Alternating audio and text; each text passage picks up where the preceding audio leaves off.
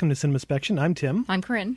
And in this episode, we're doing everything we can to stay awake as we discuss a classic science fiction story featuring a menace that has invaded the popular culture, the Pod People.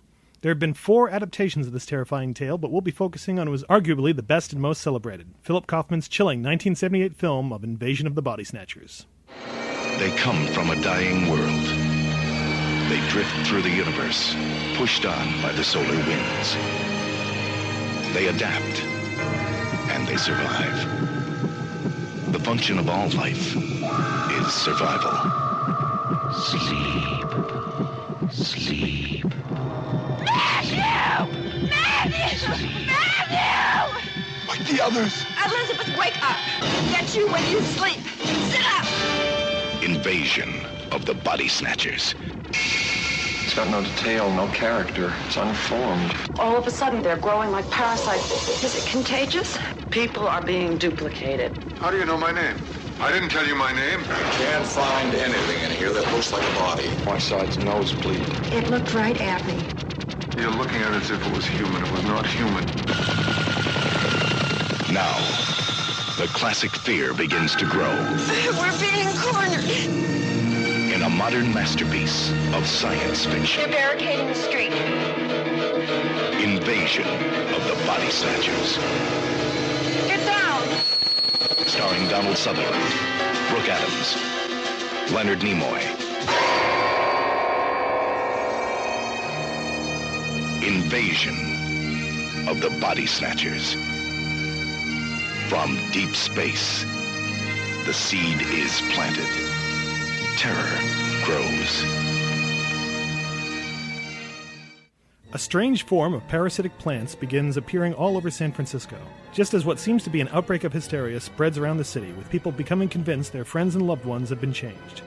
Health Department lab worker Elizabeth Driscoll begins to suspect a connection between the two events after her boyfriend becomes chilly and distant. Driscoll and her co-worker, Health Inspector Matthew Bennell, discover people are being replaced in their sleep by emotionless alien duplicates spawned from vegetable pods. As the duplicates spread and take control of the city, Elizabeth and Matthew must stay awake and stay on the run if they hope to remain human.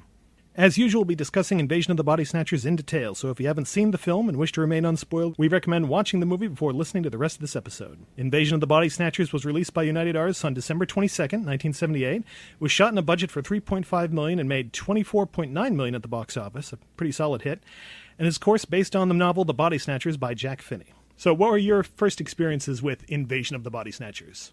I think this was a film that I saw on a late night show, maybe Up All Night or one of those. But I know we've seen it since then several times. We went to the Coolidge Corner horror movie marathon, and I think that was, the final film or one of the final films? It was right in the middle showed? spot around 4 or 5 a.m., I think. Yeah. So, and we have a picture of everyone doing the classic point and stare with mouths open. I have no distinct recollection of exactly when, but also it's one of those films that's in the public consciousness. So I'm sure there are a lot of people who know the entire plot, but have actually never seen it. Yeah, so many bits of this have just filtered into other things, and everyone just knows the whole concept of pod people. For me, I think same way. This used to run, I remember, on Channel 56 and TV 38 a lot.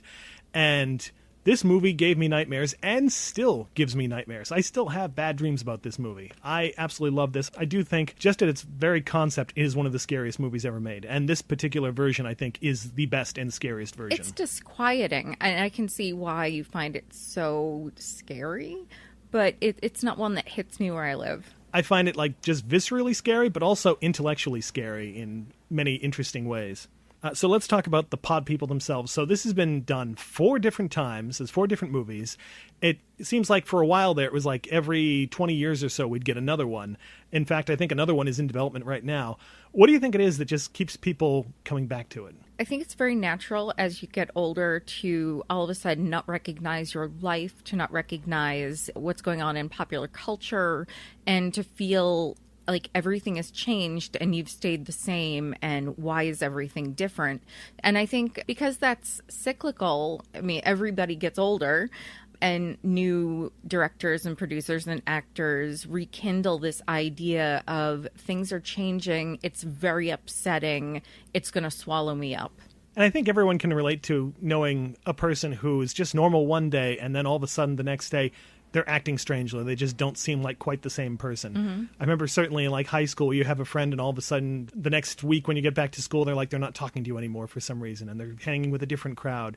Things like that everyone can kind of experience or relate to that idea.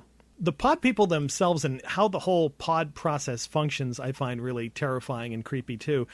In the book, it actually was established that the pod people only last about 5 years, and it's ambiguous in the film, but looking at the way they behave, I don't think they're going to be like mating and having little baby pod people. So it almost seems like once they take over everybody on Earth, that's kind of it. Like they'll die out, they'll fly off, find another planet, and repeat the same process over and over and over again. That does seem to be what they do. They talk about that. We came here from a dying world. We drift through the universe from planet to planet, pushed on by the solar winds. We adapt, and we survive. And it also comes back to humans, how humans will just demolish resources and move on. And these pod people are doing the exact same thing. We just happen to be the targets this time. One question that's always haunted me about this: are the pods just perfect clones of the original? This idea that, they absorb your memories, if they do they actually absorb your consciousness too? Because if it's just a matter of you fall asleep, you die, and then there's this thing that looks like you that gets up and walks away, that's creepy. But I think even creepier is the idea that some part of you actually does go into this pod and that you are existing as this weird changed being. I'm going to go with what the movie's telling me, which is that the pod people are a perfect fusion between human and this alien creature, or alien plant, rather, so that it's assuming qualities of both. So I think even though you are, coming back as a pod person, you yourself are not yourself. It's very clear. We're told there's no emotion, there's no love, there's no hate. So things are definitely being subtracted, and a lot of those are things we consider very human experience. So I don't think we come back as human, but there is something like a photocopy of a photocopy kind of thing, which actually makes me wonder if it has absorbed a lot of our physical attributes, maybe it can replicate in the way that a human would. They might be able to physically. I just don't know if the drive would be there. I don't know. And then if they did, I assume the baby would be born sort of as a pod person right from birth. In this one, it's it would be the end result of the fusion between the human and the pod person. It would be an entirely new species. In some versions of this story, the pod people are physically different. Like if in some of the later ones, if you kill one, it crumples up and melts and things like that. With this one, I get the sense that once the process is complete, it is 100% basically human DNA-wise. So, yeah, I guess it probably could. The way that they desiccate people and the original collapses I find really creepy. The more I watch this, the more I notice how as people are being taken over or even in contact with the pods, you can start to see them dry up. Their lips get dry, skin is starting to get loose. Anyone who nearly gets taken over and wakes up immediately needs water to drink. Yeah. It's removing all the moisture from them, so what's left is just dust as we see them taking it to the trash every so often. Well, they're plants. So what do they feed off of? They feed off of sunlight and they feed off of water. And it makes sense that if it's going to absorb a person or an animal, because we do see an animal at one point, yep, it would draw all of that from the tissue fluid. It's also a question of what the range limit is. I've noticed that there seems to be scenes where it's taking somebody over but not actually in physical contact with them, and other times you see those tendrils kind of reach out and actually touch somebody. I think that's just inconsistencies in the filmmaking and their choices, because it makes no sense for the pod to be able to make some kind of transfer when it's not in contact. Unless it could be like when they're all in Matthew's house, those tendrils are going up the steps and we just can't see them and reaching into the living room where the other two people are. One other interesting aspect about the pod people that we see is that they still sort of have their strange quirks and habits that they had as a normal human, as a pod. Mm-hmm. We see that after he's taken over, Matthew is still cutting out his clippings. Jeff is still watching TV with his headphones on. It's kind of creepy, this idea they're doing all these activities that now don't seem to have much meaning for them anymore. But that's also something Edgar Wright picked up on for his zombies, where they still have, most of them still have memory of things they had done One of the creepiest things to me in this movie is that scene near the end in the health department, and they're all just standing there. They're kind of doing their work, but they're not looking at each other. They're not saying anything. They almost look like they could be just like mannequins. The idea that this is what the whole planet is going to be eventually, that there's no need for anyone to say anything anymore or really do anything. Oh, that's such a creepy idea. The moment when the technician switches off whatever machine it was, and we have this very odd shot just watching the liquid stop swirling. I had to think about that for a minute or two. I think it's supposed to represent that all of these studies that they're doing, it doesn't matter anymore. They don't have to do this. Tests don't have to be run. War is not going to happen. It doesn't matter if there's a plague of cholera. None of this matters, which also brings us to, if science doesn't matter, art's not going to matter. So it's very, very bleak from that perspective, too. I almost looked at that thing slowing down as this is what's left of humanity kind of reaching its end. Slowly, they're getting all of them, and that's going to be it. Going over some of the differences with the novel and the, if you'll pardon the term, evergreen nature of the story, one other reason I think it works so well is that the pods are such a great device that can be adapted to so many different ideas. Oh, absolutely. And political ideas and social ideas. I mean, the original book was set in this small town, and it seemed like the message there was that the pods represent this abandonment of the niceness and quaintness of small towns. Yes. And there the pod people would just let their lawns get overgrown. Oh my God, horror. They wouldn't paint their houses and clean everything up. And that seemed to be the real horror, is that they're letting their town kind of go to seed, so to speak. Well, there's something that's brought up very early on that was really upsetting to me. Dr. Kibner is interacting with a person who really believes that her husband is different. He's not the same person. And then right after that, he also deals with Elizabeth in the same manner. She thinks that somebody is different, her boyfriend, and he kind of brushes this all off. This has nothing to do with the man that I live with. It has everything to do with it, don't you see? People are stepping in and out of relationships too fast because they don't want the responsibility. That's why marriages are going to hell. The whole family unit is shot to hell. David, you're not listening to what she's saying. Matthew, please stay out of this. You see, that's the point. I'm listening to you, but he doesn't think I am. So he's using this as an excuse to point out female hysterics and kind of admonishing feminism at the same time, because they need to just stay in the relationships they're in and everything will be fine. I did notice in the movie that anytime a woman is saying that, that's not my husband or something, they're never taken seriously. Even Matthew doesn't really take her seriously. He's nice about it, but he's still pointing her toward, talk to Kibner and he'll make sense. The few times we see a man like the guy at the laundromat, Matthew doesn't really seem to call him crazy or anything. He doesn't question it at all. He listens, yeah. There's definitely a double standard there with quite a bit of gaslighting of the women who are complaining of this creepy phenomenon. Yeah. And it's notable that the first interactions we have with this otherness is from a female point of view. Because I'm assuming as a viewer, this is still, the late 70s? 78, yep. Yeah. Feminism in the 70s was a really big deal, really, really big deal. In fact, the actress, I noted this at the very end, has hairy armpits. I honestly don't know when armpit shaving became a thing for women, but it's notable, at least in hindsight, that existed. So in 78, we might have watched this and wondered, wait, are these women crazy? I don't know. But then, of course, we get a man saying, and it's also notable that it's an immigrant, because it's still not the white American man calling out that there's a problem. And I do notice they use the language barrier in that scene to make it that this guy can't quite express what he's talking about. Yeah. You a doctor, right? Me? No, health department, civil servant. You need a doctor? My wife, sick. What's wrong with her? She wrong. She's not right? That not my wife. I mean, she's, No, different. That not my wife. He can't quite say what it is that's wrong. Yeah. Of course, back in the original 1956 movie, there was a lot of debate about what the pods represented then, if they were supposed to represent communism. A lot of people instead interpreted it as the pods were sort of McCarthyism and this idea of conformity. And the filmmakers then just said they had no message. They were just trying to create a creepy tale.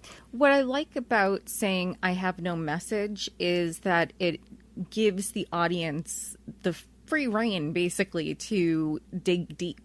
And there is a lot that you can put on it.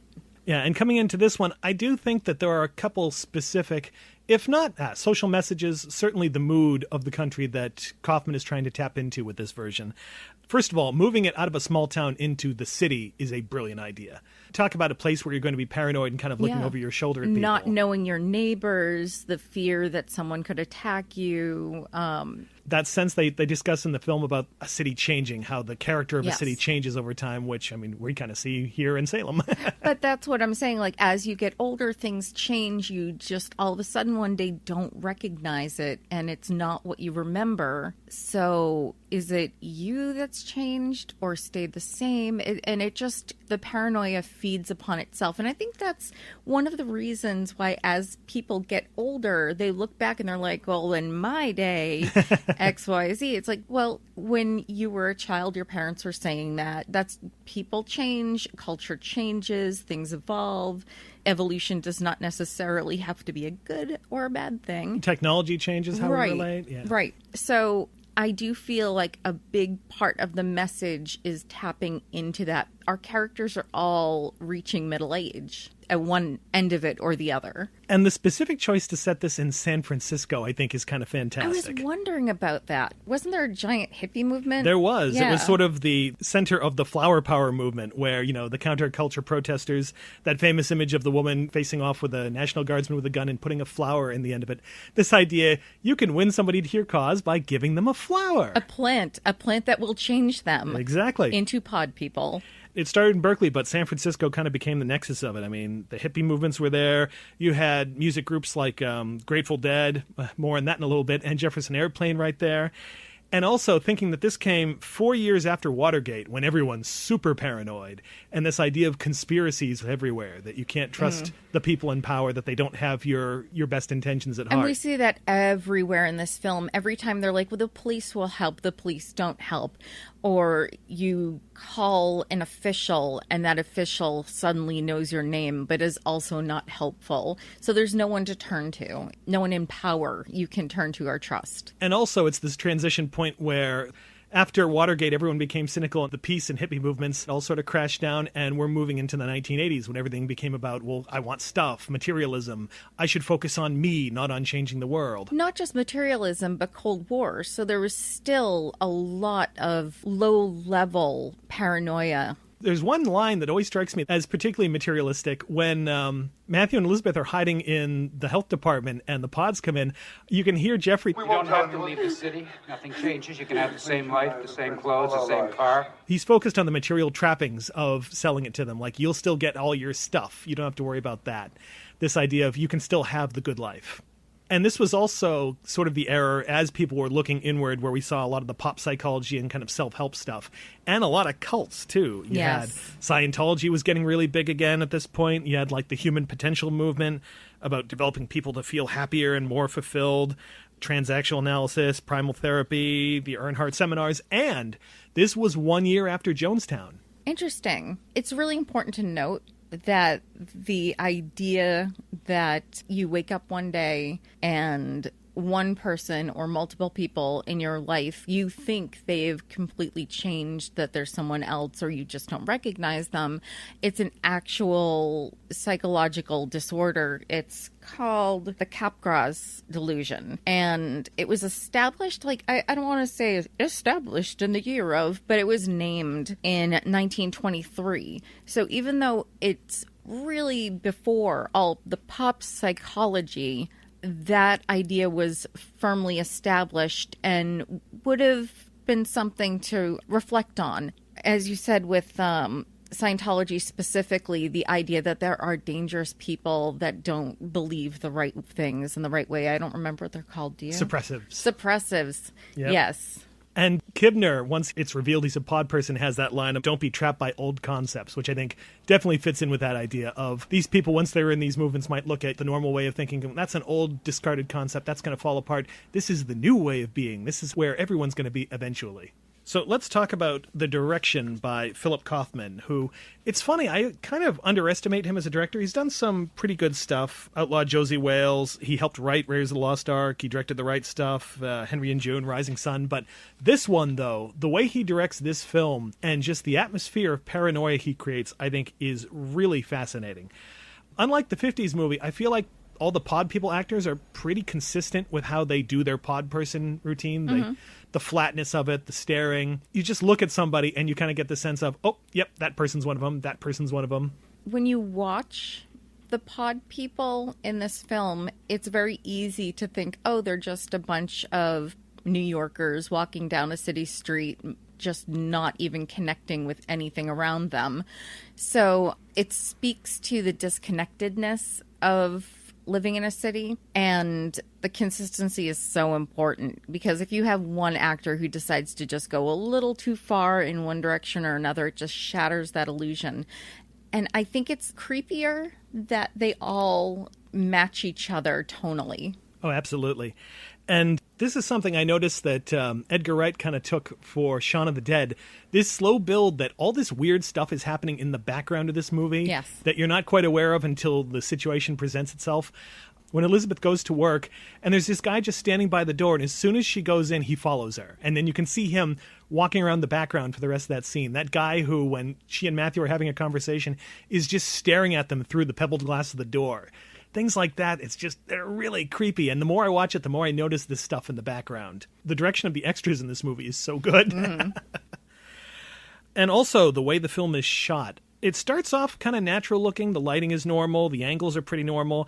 And then as the story progresses, things get really bizarre looking. Well, because we're seeing things in a different way. Literally seeing things in a different way. There are a lot of canted angles. There's this beautiful, almost noirish use of light. Yeah. There's one scene in particular when Matthew and Elizabeth were in Matthew's car, and he offers to walk her in, and you can only see his mouth moving. His eyes have been completely blacked out in shadow. I notice some interesting specific lighting on the pod people and scenes. There's that great moment when Elizabeth's at the party and Kibner's trying to comfort that woman, and she's looking around, and you see this one guy suddenly turn to stare at her, and only half of his face is lit. There's like this harsh key light, and the rest is in shadow. And they use that lighting technique on a bunch of the pod people shots. And then again, when Matthew and Elizabeth are in the health department and the other pods come in to take them over, and everything's lit from this one really harsh light above them that, especially on Nimoy, casts these amazing shadows on his face. They're just really creepy.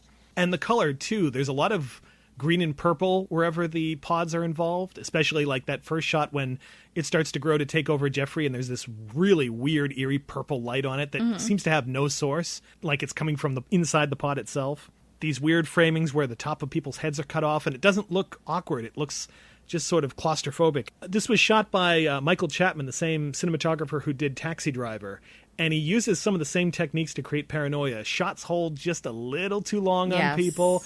There's some really creepy zooms and truck-ins on people just staring at camera or just off camera. Things happening in the corner of frames.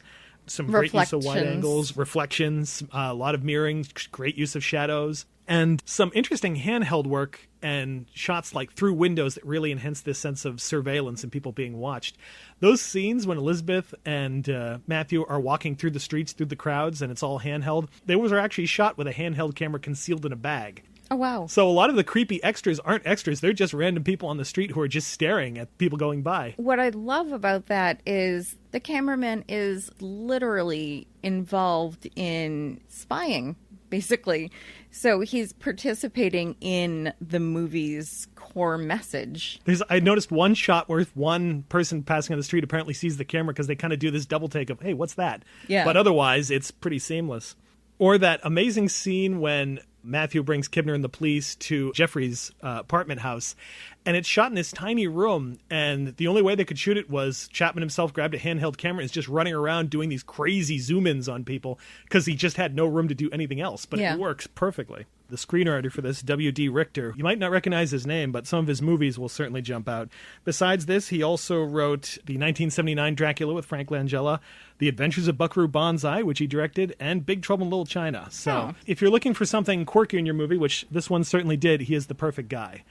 I feel like that's really captured. It's so much of the dialogue is so good it feels sort of improv, and there's just so many great little throwaway moments. I love Kibner's thing against Jack, that when he's trying to get rid of him, he's like, oh, there's a woman up there with red hair and a blue dress. She's really interested in your work, just to kind of get rid of him. I love this idea. It was so specific. I know. Let me give you some details. There probably isn't even a woman of that description in the room, but just being able to be like, yes, go look for this specific person, be gone.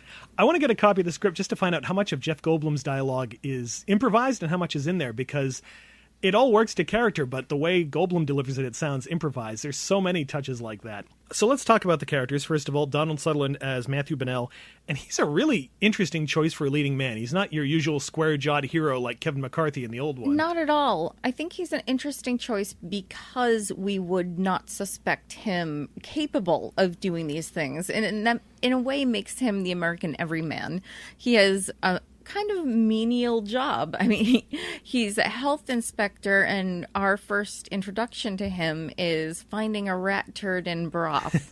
And he's very dedicated to his job. He will find that rat turd. What is that? A caper. No. Do you presume to tell us what is in the stock? It's a rat turd. A what? A rat turd. A caper. A rat turd. A caper. If it's a caper, eat it.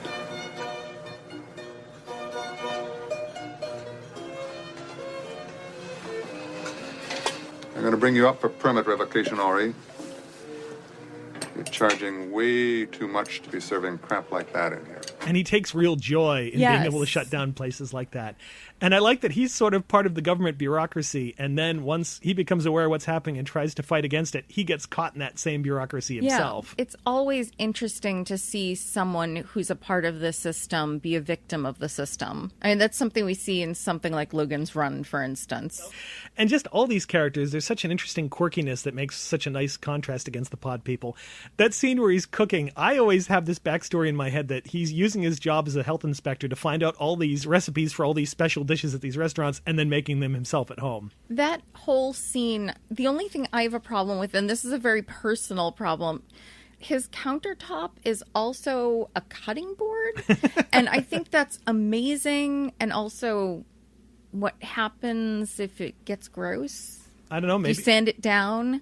I kind of want one, but I'm afraid of bacteria. Like, I'm guessing because he's a health inspector, it's like perfectly fine. But this is what I'm focusing on in that scene, which probably means the scene isn't as successful as it could be. Or maybe you're just really interested in the. Or maybe I just. Maybe it's coated with something. I don't know. I don't know. In any case, it's a very interesting scene. The set dressing of that scene is great because it's the kitchen itself is small, so Matthew is in the corner of the kitchen itself, but we can see through. The countertop has an archway over it. I don't know these terms at all. It has kind of like these open shelf things that you can see through. Right, yeah. So that opens up the space even more so that Elizabeth can come through and we can see her and there's movement in that space. And the dressing has it so that his entire countertop all the way around from left to right and toward the camera is just filled with things that he lives in. It's a very lived-in small space. And appropriately, he's chopping up vegetables. Yes. I'm amazed by his hair, because Donald Sutherland doesn't normally have hair that curly. Apparently, they had to put his hair in curls every morning for that particular look that he has in Don't Look Now, too. And it's just such an odd choice. But, yeah, why? I don't know. I don't know why that choice, but it's distinctive. I'll give it that. I mean, is it maybe supposed to be a subtle showing that he's not as conformist as he appears to be. And because his hair is a little longer than a typical government employee. That's true. I could imagine him almost being a hippie who kind of grew up and started working for the man. Right. And this is the one little vestige of who he used to be. Maybe it's just so he's a little more distinctive visually in scenes. I don't know. And next to him, we have Brooke Adams as Elizabeth. And it's funny because every time I see this, the opening scenes set it up like Elizabeth is going to be the heroine, that she's the main character.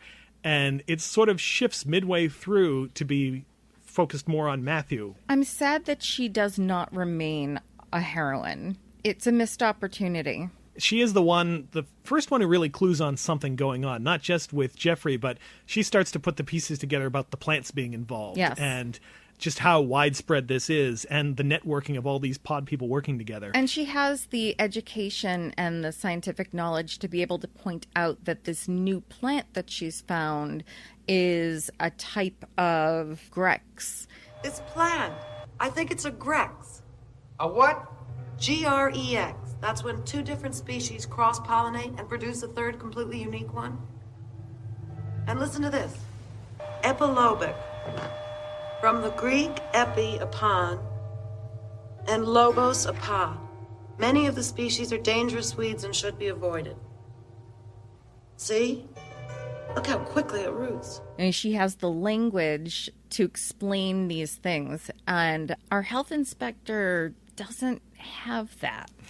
So it feels very strange that we're focusing on Matthew as the hero because he's the default white man. Yeah. And that's kind of how I'm reading it, because I'm not sure if it's playing into the theme of females being looked over and not taken seriously, or if it's an unconscious buying into that. I don't know. Maybe part of it is to set up the curveball of when she is taken over, that it's kind of a shock because you would expect her to last to the end of the movie. If you haven't seen the original, I don't know. Well, right. But we also have the same thing with Matthew, and we have no problem following him through his transformation. Well, we don't really know it until the last second, but the relationship between Matthew and Elizabeth, I like that they do really seem to be genuine buddies. And you can sense through the whole movie that Matthew has had this crush on her for a while because all of his friends seem to know it. They like each other a whole lot, and she would have to leave the relationship she's in right now, playing into the women who leave their relationships really quickly thing. I love when Jeff Goldblum meets her for the first time. He's like, oh, this is the Elizabeth? Yes. And you can tell, oh, Matthew is probably not shut up about her. Even Dr. Kibner, when he mentions, do you think it could be contagious? And Kibner laughs and goes, take her home, Matthew. Come right, on. yeah. This idea that he's been chatting to all of his friends about this girl he likes, and yet they've never met her before this night, so... Speaking of Jeff Goldblum, this is one of his early roles, and again, if you want a quirky character, you get Jeff Goldblum. This is one of his more restrained performances. He's a little less, he has less of the tics, but again, as a nice contrast to Leonard Nimoy, he's really kind of passionate and angry and just full of kind of rage and emotion, and we never quite know why. We get the sense he's sort of this failed poet who's never been able to really make headway with his writing. Kibner and Belichick are nearly from two separate generations. Kibner being older and Belichick being younger, so that it makes sense that this guy who's just dashing off his books is resented by the young poet who is not doing well. The book is awful. Kibner's book is awful. His ideas are garbage. Kibner's ideas are pure garbage. How can you say that about a man like Kibner? I'm not saying it about a man like Kibner. I'm saying it about Kibner. He dashes one of these things off every 6 months. It takes me 6 months to write one line sometimes. Why? Because I pick each word individually, that's why. What's so hard about that? I wasn't even talking to you, was I? I also feel like Jack is part of that counterculture movement that doesn't want to die off. He yeah. has a great line where he talks about how Kibner wants to change people to fit the world, and he wants to change the world to fit people. Exactly. And I think that says a lot about his philosophy. His wife runs a spa where they do massage and sauna and mud baths, and this all fits in. And I think she has some kind of kooky monologue about aliens coming to Earth and mating with apes so that humans exist. Well, what are you talking about, a space flower? Well, why not a space flower? Why do we always expect metal ships? I've never expected metal ships. Look, there's bound to be other ways they can get into our systems. We would never even notice it, not from the impurities that we have. I mean, we eat junk and we breathe junk. Now, they could start getting into our systems and screwing up our genes like DNA, recombining us, changing us. Of course, this is just the same way those rocket ships landed thousands of years ago so those spacemen could mate with monkeys and apes and create the human race. It's happening now. So she's kind of got that hippy-dippy thing going on. So let's talk about her, Nancy, played by Veronica Cartwright, who is my favorite character of the movie. I love Nancy. She's so wonderfully odd and bizarre. And it is very strange that at the end of it all, she's our final survivor. Like, how the hell? She does the best. She's the one who saves them when they're all about to be taken over at Matthew's house. She wakes everybody up. She's the first one to really catch on to hide your emotions, and you can walk around right in front of them without them knowing. She's doing pretty good through most of the movie up until that last scene at the end. But she kind of has her foot in some of the out there philosophies that this movie seems to be making fun of, too. Like you mentioned, she has these really crazy ideas about humans being seeded by aliens that mated with ape men. But given the fact that this is a movie about alien plants coming to Earth and taking over the humans to become some sort of hybrid, it's kind of poking fun of the viewer as well. And she knows science fiction and pseudoscience. There's that conversation she has with the creepy guy in the mud bath about Worlds in Collision, this pseudoscience book that seemed to claim that ancient mythology may have been suggested by astronomical changes, like a mass from Jupiter passed close to Earth and formed Venus, and that's why people had these weird legends of fire in the sky and stuff. And she counters with Star Maker, this sci-fi novel about a human who's transported out of his body and merges with other minds and encounters the creator of the universe, who watches his creation dispassionately and creates all these other universes as well. So she's kind of well-versed in this stuff.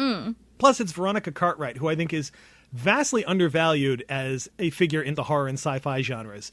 As a kid, she was in The Birds. She's Lambert from Alien. I mean, she's had a bunch of these roles, and she's always great. And she has a great scream, too.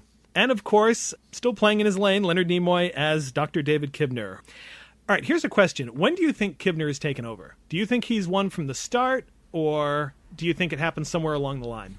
I think it happens somewhere along the line, but I also think that Kibner is already so close emotionally to being a pod person that we're not given a distinct moment. I think the first time we meet him and he's just talking about his books and talking about how, I'm going to say it again, women's and their leavings of relationships and shit, I think that is pure Kibner. But I think between that and the next time we run into him, he has changed, because he does have that one pod person at his signing or reading. I'm not exactly sure what it is.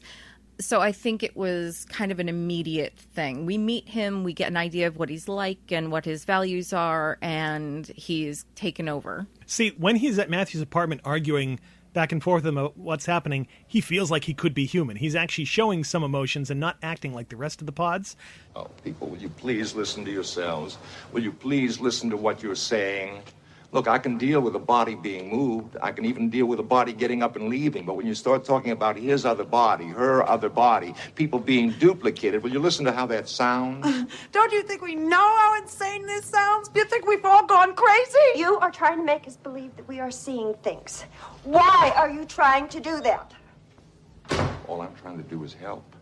You called me in the middle of the night. You asked me to come here and help. That's all I'm trying to do. So I wasn't sure, is that pod person Kibner putting on a really good performance, or is he actually still human? After that, he goes to sit with Jeffrey and that guy from the party. And says, the sooner the better. Right. Which I was wondering, okay, does that mean it's time to take them over? Or is this psychologist Kibner saying, yeah, the sooner we get away from these people, because they're all crazy, the better? No, I really thought that he was a pod person by that point, and it was the sooner we change them, the better. Because if they are suspecting the truth, they can cause a panic, which he says several times that they can't talk about it so they don't cause a panic. And that totally makes sense. I'm just trying to account for his performance. I will say, if he's a pod person when he goes to the mud baths, it's probably clear that he's the one who takes the body and throws it out the window to get rid of it. Yeah. It's the only explanation. But the fact that he's so emotional in that scene and introducing this idea that pod people can sort of imitate emotions when they have to is also pretty creepy. Well, he also makes sure that everybody goes to sleep. Sleep, go to sleep, get some rest. And also that flower ends up in Matthew's apartment in the bouquet that Belichick finds, so maybe he put it there while he was visiting them. Right. And there's that weird leather glove that he wears that apparently... So strange. Nimoy had a friend who had a burn on his hand and hit it with a glove, and Nimoy saw it and went, I need that for this character. That's perfect. I don't know why it stands out, but it isn't detracting from any of the scenes or the character, but I'm not sure what it adds.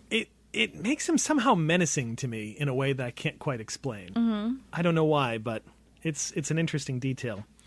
The only other character to note is Jeffrey, Elizabeth's boyfriend.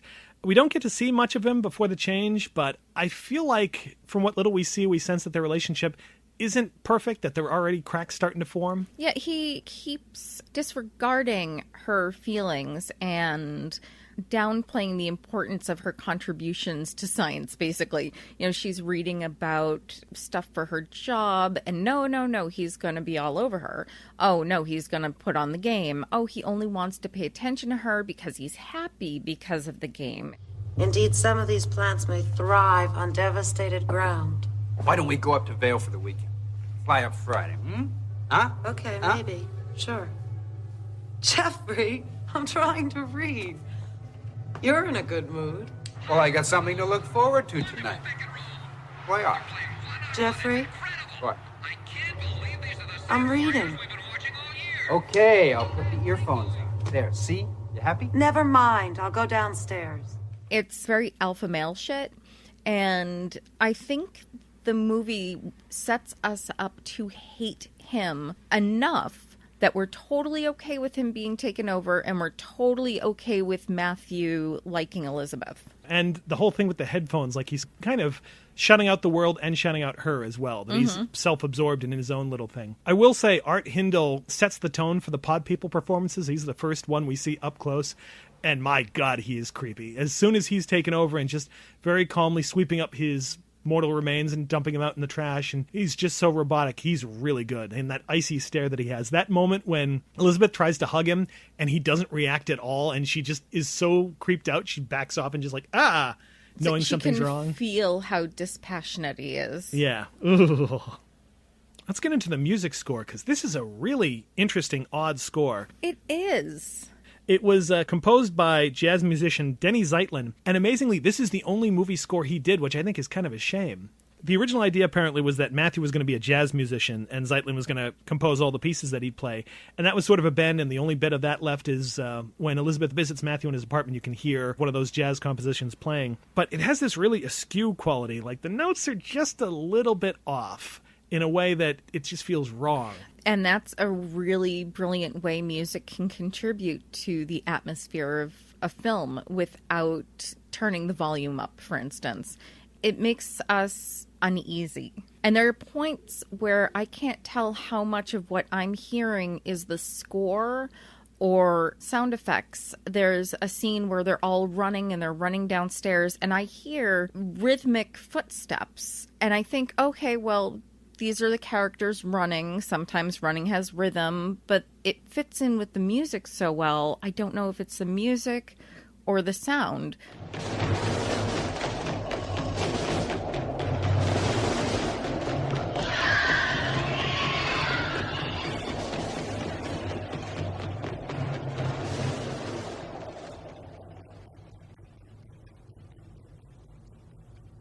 So it's blurring the lines in a way that makes it more immersive for the audience. Like, the music is getting you going. The footsteps could be the music.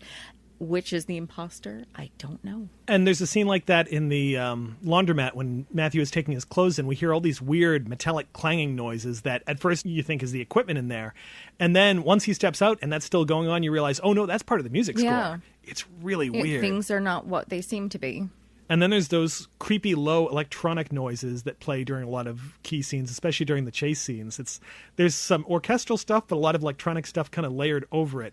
Like the electronic noises are sort of taking over the score. Yeah, I wish this guy had done more movie stuff. Also, in terms of the auditory experience, we have sound effects by Ben Burt, who's known for his distinctive work on the Star Wars movies.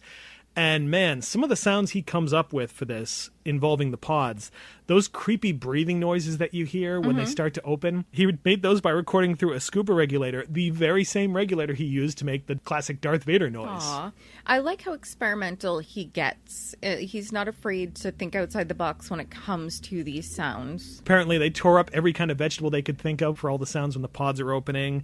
The one that really creeps me out is when the pods are growing in the garden and the pod people start wailing and making those creepy noises. Those are baby whimpering noises slowed down. Oh, wow. So take something really cute, slow it down, and it sounds really unearthly and creepy.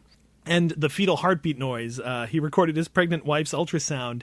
And now whenever I hear that noise, this movie is all I can think of. Yeah. That wow, wow, wow noise goes right to the pods. And of course, the famous pod person squeal, which is a mix of breathing noises and a pig squeal. And that's something that this movie adds. That was not in the book. It was not in the original film. And that's pretty much become iconic.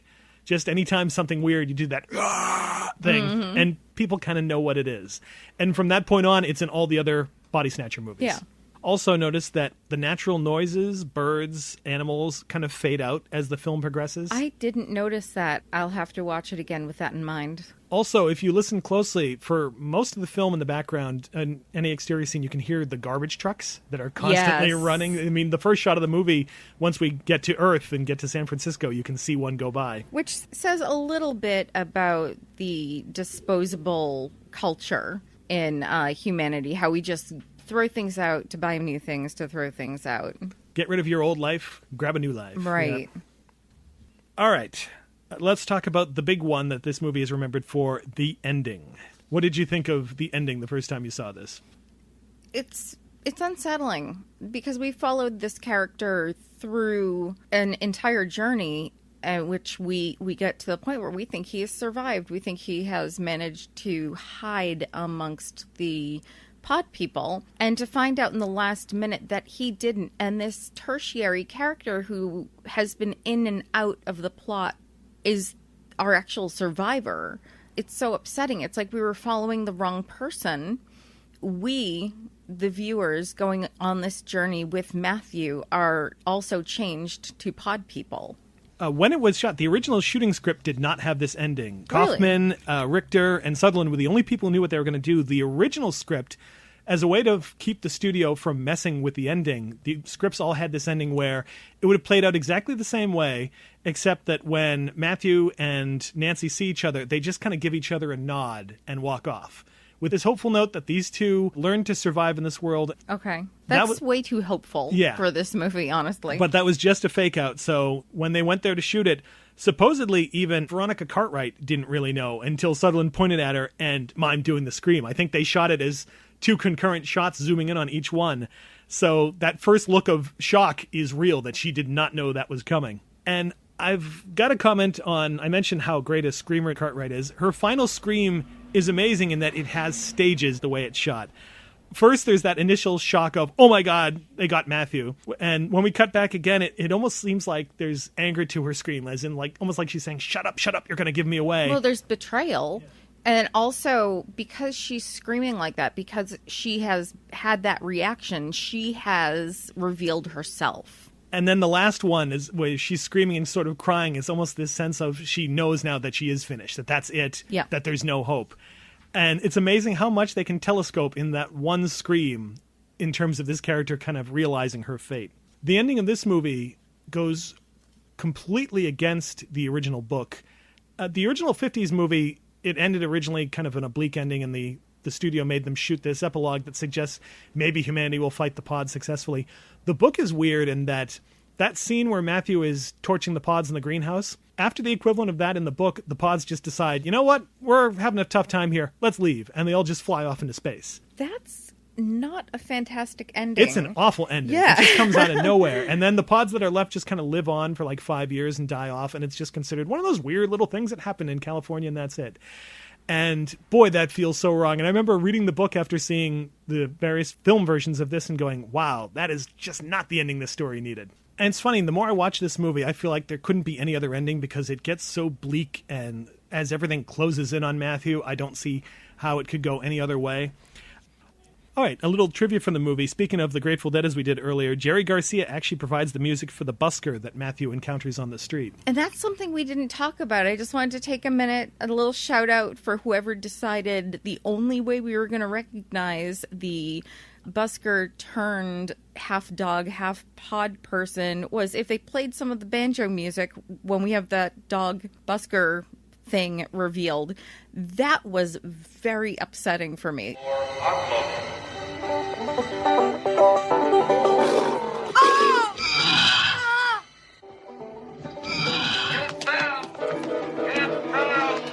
Just the disconnect between the sound of the banjo playing and the horror of seeing this half dog, half human thing, that it just doesn't, not that it doesn't work for me, because it does, because it puts me off kilter. It's so discordant. Yes. It almost seems like this music starts and, it's going to be something good. Oh, fuck, what's that? Yeah. And this dog that they put this mask on, and it still gets its tongue out so it can lick its face, which kind of sells the effect right there. I don't know if that was on purpose or the dog just went, fuck it, I'm getting my tongue out here and doing this. It's a good dog actor. It is a great dog actor. Yeah, because the first time I saw this, I missed the scene where they hit that pod and kind of caused it to malfunction. I just thought this random thing showed up. I had no idea what that was. Mm-hmm. Sutherland drove the producers nuts by insisting that he perform his own stunts for the finale in the greenhouse. So you can see when he's climbing up on those ladders in gantryways, it's really him with no wire.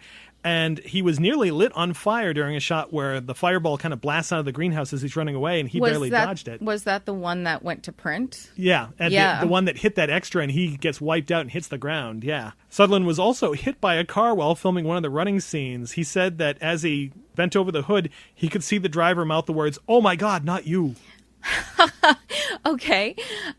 Kind of fits, but also really horrible. It's like, oh, I don't mind hitting people, but oh no, I've hit someone that I recognize as a movie star. Oh my God, I killed Donald Sutherland now. Or why the fuck is Donald Sutherland on my hood?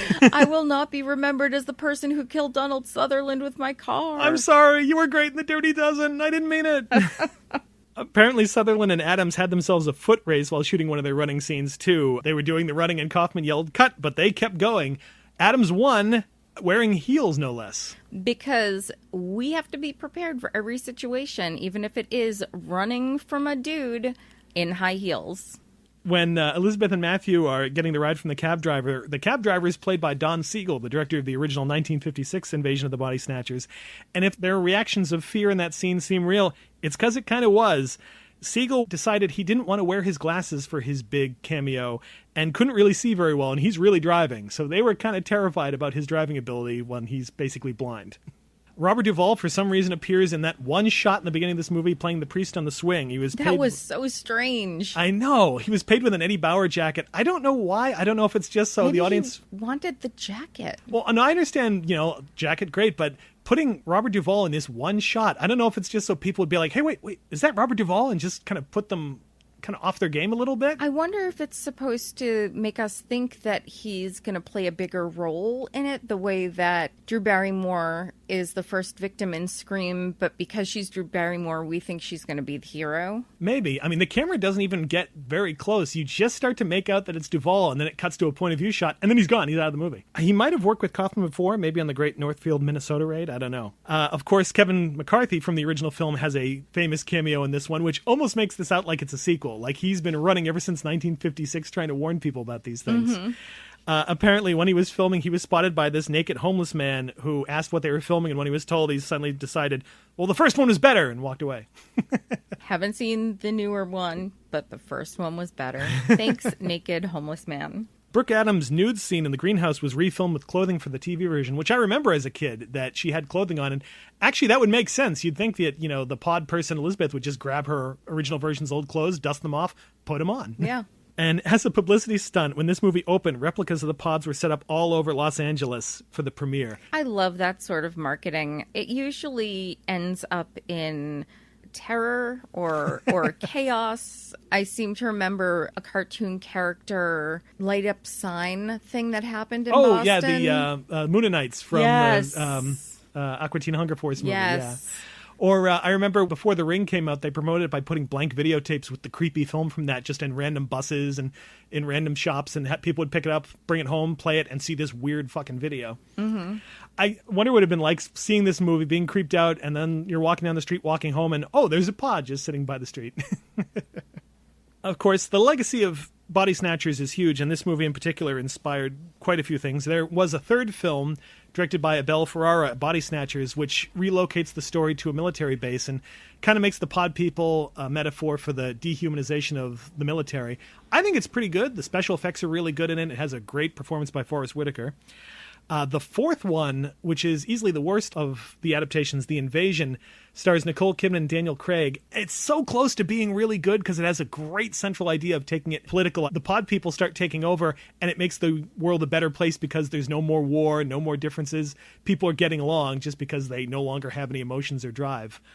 But it was taken away from the original director, and the Wachowskis came in and refilmed parts of it and made it more of an action movie, and it just doesn't work as well.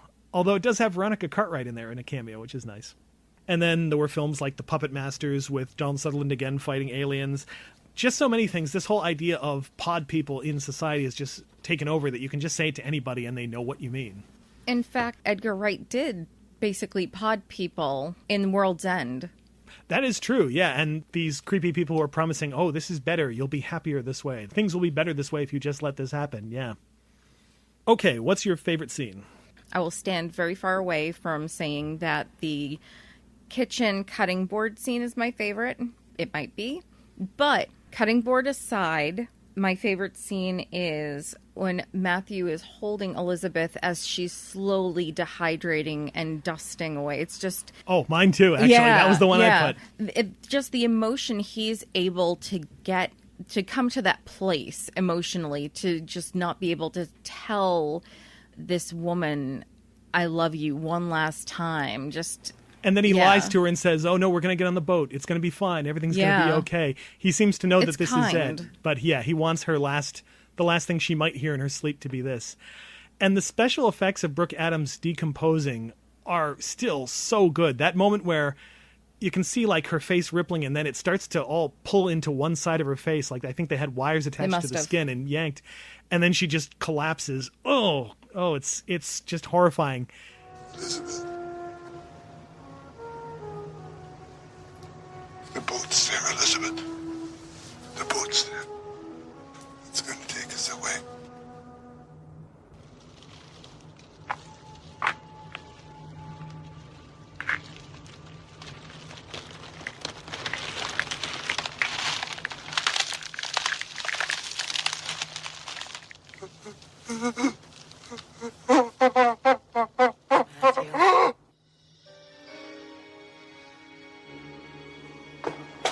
There's nothing to be afraid of.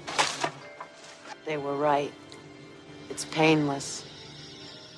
And then Matthew's reaction, that scream he gives, almost of just shock. It almost like somebody who's just stepped into freezing cold water. That kind of reaction.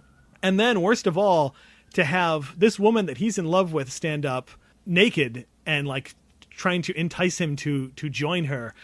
I was fascinated that he was able to overcome his grief enough to not fall for that. Just imagining the emotions that go through this guy's mind of horror and grief and horror again that, oh my God, I've got to keep running.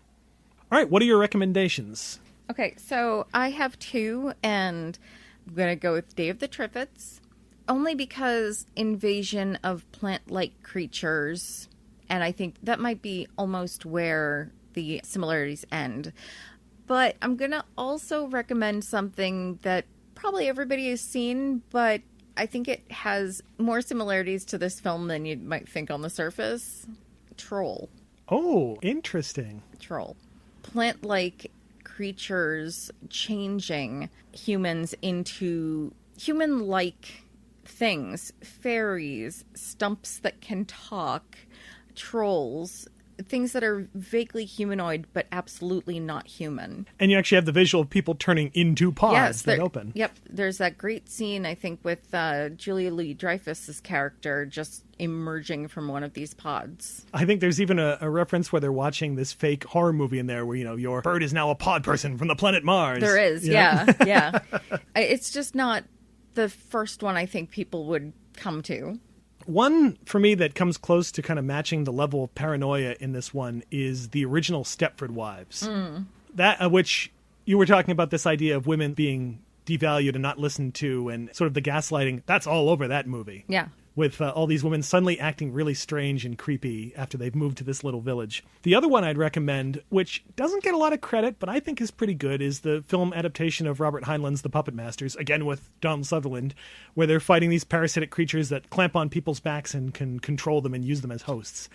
It's not perfect. It doesn't quite have the depth and range that the original book does, but it's still a fun little creepy movie. Okay, that ends the discussion, but not the conversation. If you'd like to have your say about Invasion of the Body Snatchers or feel that we missed something, check out the comments section for this episode on www.cinemaspection.com and start talking. You can also like our Facebook page and follow us on Twitter at CinemaSpection.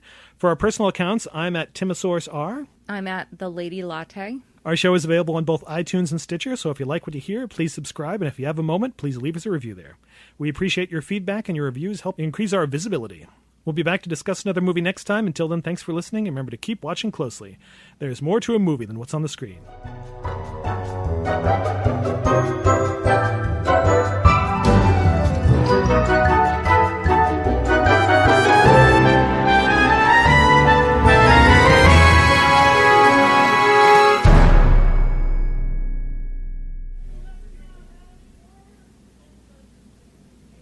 Go to bed, you fucking kids.